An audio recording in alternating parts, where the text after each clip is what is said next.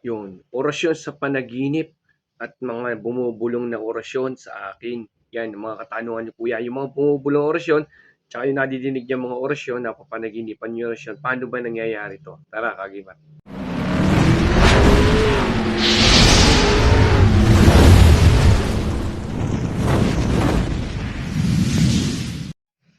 Yun, mapagpalang araw sa inyo mga kagimat, no? May katanungan ng ating isang kagimat is, ito, ang katanungan niya ay may mga nadidinig o nabubulong na mga orasyon sa kanya. No, paano ba nangyayari to, no? Papaalala ko muna, no, Agimat, no, ito po ay para sa Team Happy Agimat at sa mga naniniwala sa Team Happy Agimat, sa mga bagong kaaral. Wala po tayong gusto lampasan sa mga aral na to.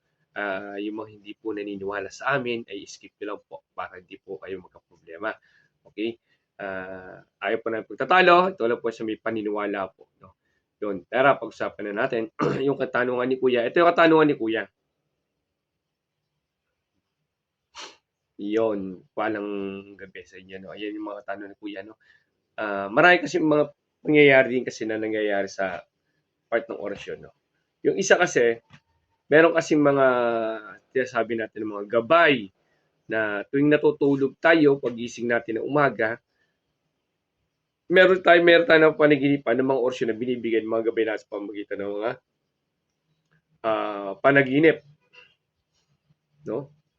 Yung mga binibigay na orasyon sa panaginip ay kailangan po natin na pagising ng umaga, may sulat po natin kasi po yun po ay malilimutan nyo agad. Kailangan po, pagising ng umaga, kung maaalala nyo agad, may sulat nyo agad yung orasyon na pinabanggit sa inyo at kung para saan po yung orasyon na binigay sa inyo.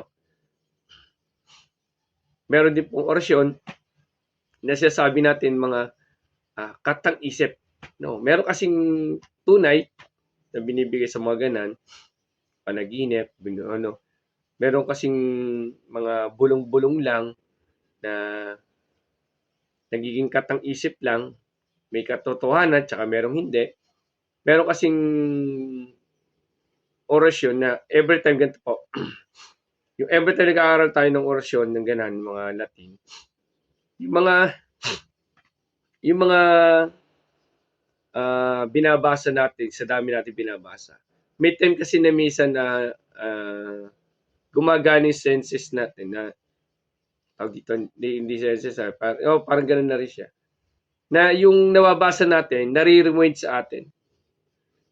Nagiging bulong po siya na ganun pala yung yung binubulong. Pero yung pala binabasa mo sa mga Latin na orasyon na mga binabasa mo. Oo, nagkaano lang sa iyo, nagre-rewind lamang sa isip mo. Meron kasing ganyan po na nangyayari, no? Magaling po, yung meron din po sa panaginip, may isa kasi, yung dala ng yung kagustuhan natin, nadadala natin sa panaginip. Sample, kagustuhan natin ng Saint Benedict, sample lang, no? Saint Benedict, Saint Benedict, Saint Benedict, Saint Benedict. Yun ang talagang pinupokus natin. Talagang wala tayong inisip sa araw-araw, talagang nagpo-focus tayo Saint Benedict. Binabasa natin lagi. Minsan pagdating ng pagtulog natin, nadadala natin sa pagtulog, sobrang natin focus sa isang portion ng Saint Benedict na ganan. Kaya pagdating ng akala natin, yung akala natin bigay ng gabay, no? Sabi sa inyo, may totoo at hindi eh. Akala mo bigay ng gabay. Pero yung pala, pagising mo ng umaga, mababasa mo mga ilang araw sa binabasa mo uli. Ito yung napanaginipan ko. Ibig sabihin, hindi po siya bigay ng gabay. Nadala lang sa panaginip, yung binabasa mo lagi, na pinopokus mo palagi. So, meron pong bulong na ganun pong bulong na, yun na pala yung yung binabasa mo rin lagi. No? Hanggang sa meron pang, ito yung dating binabasa, hanggang nag-post ko, meron ka naman bagong binabasa. Hanggang sa may ginagamot ka, pinopokusan mo to, pero so medyo nasa ulam na isa. Habang may ginagamot ka, natulala ka, papasok naman sa iyo yung dating Saint Benedict naman. Yung may bumulong sa akin. Pero yung talaga, nagre-rewind lang talaga sa isip ko. Meron naman pong gano'n na talagang ginagabayan kayo na walang-wala na kayong, wala na kayong panira sa kalaban. May bubulong sa inyo na gamitin mo yung inaral mo na ganito. Yung po, meron pong gano'n. Meron kasing nadadala lamang at meron po talaga bumubulong talaga. No? Yung po mababanggo sa inyo. No? Kaya sabi ko sa inyo, kung kung yung sumobra kayo ng focus at wala na kayo inisip ng isip na gano'n, minsan nadadala sa panaginip. Yun po yung hindi po katotohanan. Dala lang ng katang isip mo na nadala sa panaginip. Gano'n din po yung sa araw-araw na binabasa mo na nagtutulala kang gano'n, minsan nag-ano ka, biglang papasok sa isip mo yung gano'n, pero wala ka. Pero yung part na nasa gamutan ka, may bumulong sa'yo na ito gamitin mo. O yung mga bulong po ng mga gabay natin na yun. Ginagayad na po tayo ng mga gabay natin.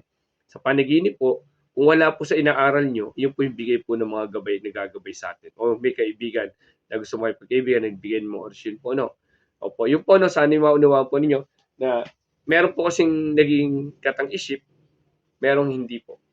Ayan. Sana yung makatulong sa inyo konting idea ng inyong kagimat, si Happy Kagimat, no?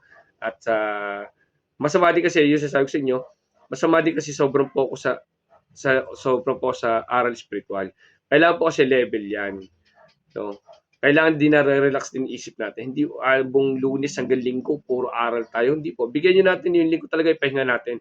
Bigyan natin na-relax ang katawan natin. Punta tayo sa mga relaxing places, no? Hindi naman sa aral ng spiritual, no? Mayroon po kasi ang sobra sa aral sa spiritual, yun po yung sinasabi natin, kinakain sistema na nagbabago na yung isip nila. Tapos nagbabago na ugali nila.